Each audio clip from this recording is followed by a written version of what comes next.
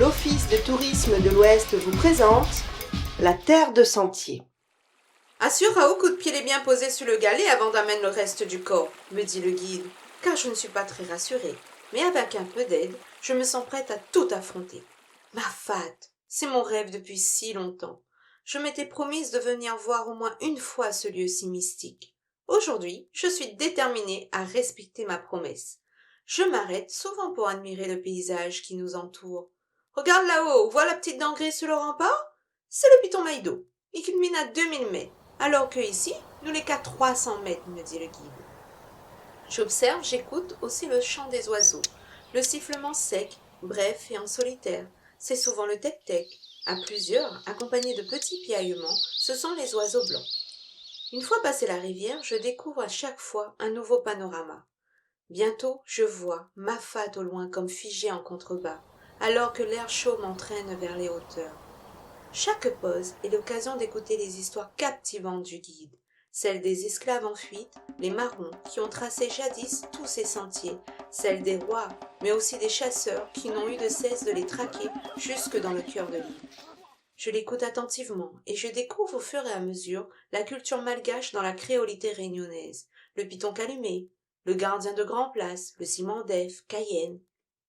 Après plusieurs heures de marche, nous voici à Grand Place. C'est la sortie de l'école, et je vois une ribambelle de marmailles repartir sur les sentiers pour rejoindre leur maison. Une vague nostalgique m'empare. C'est comme dans le temps longtemps, dis-je au guide. Je croise aussi l'infirmière de Lilette, les mafatés et leurs petites cases traditionnelles. Ce midi, nous mangeons chez Claudette, qui nous a préparé son fameux carivolaille à la cour. Au feu de bois, bien sûr. Le goût d'un mafat. N'a rien à voir, dis-je d'une bouche gourmande.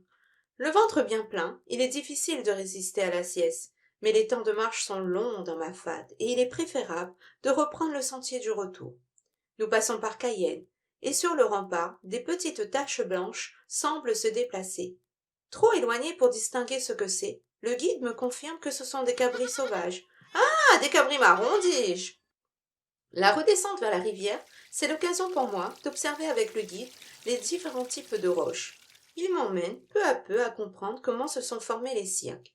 Descendre au fond de l'un d'eux revient en fait à descendre au cœur de l'ancien piton des neiges. Partout les traces de ces éruptions passées sont visibles. Ça y est, nous franchissons le dernier gué. La boucle est bouclée et je suis fatiguée. Oui, c'est bien normal.